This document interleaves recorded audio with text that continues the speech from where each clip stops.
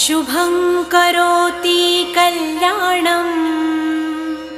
आरोग्यं धनसम्पदा शत्रुबुद्धिविनाशाय दीपज्योति नमोऽस्तुते। दिव्यादिव्यारे दीपत्कार कानी कुंडलमोतीहार दिव्याला पाहून नमस्कार तिळाचे तेल कापसाची वात दिवा तेवे देवा पाशी उजेड पडे विष्णू पाशी